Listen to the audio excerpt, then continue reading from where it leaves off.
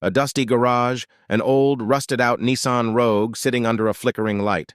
The sound of dripping water, a creaking door, and a long, dramatic sigh. I stood in my garage, staring at what could only be described as a metallic cry for help. A 2008 Nissan Rogue that looked like it had fought a bear and lost. Twice. Rust? Check. A weird smell? Oh yeah. Mysterious stains? You bet. So why did I buy this heap of regret? Well, nostalgia, mostly. My dad used to have one, and I remember sitting in the passenger seat as a kid, pretending we were on some grand road trip, when in reality, we were just going to the hardware store. So when I saw this Rogue, abandoned, covered in rust, and going for a steal at an online auction, I had to save it. I opened the door and immediately regretted it. The smell hit me first, something between old gym socks and disappointment. The seats had stains that told a story I didn't want to read. And the dashboard? Let's just say it looked like it had hosted a rodent family reunion. After hours of scrubbing, vacuuming, and questioning my life choices, I finally revealed a still ugly, but slightly less horrifying interior. Small victories. The brakes were so rusted I think they held together purely out of stubbornness. The suspension? Shot. The engine?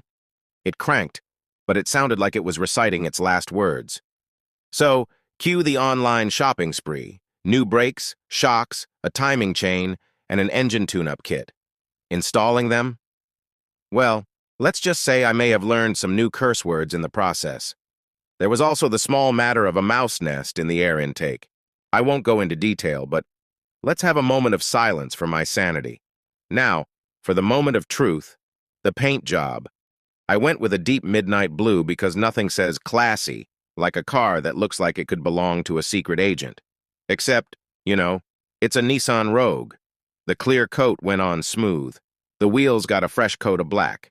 And suddenly, it wasn't just a hunk of metal anymore. It looked alive. After weeks of labor, frustration, and more late-night YouTube tutorials than I'd care to admit, the Rogue started.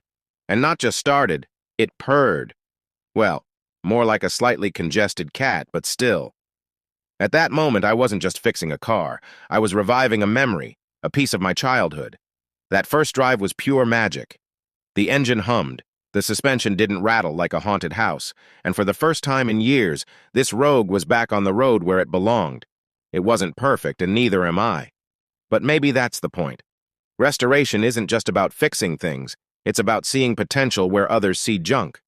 So yeah, was it a nightmare? Absolutely. Would I do it again? Maybe after some therapy. But one thing's for sure. This car isn't just metal and bolts anymore. It's a story. And now, it's ready for the next chapter.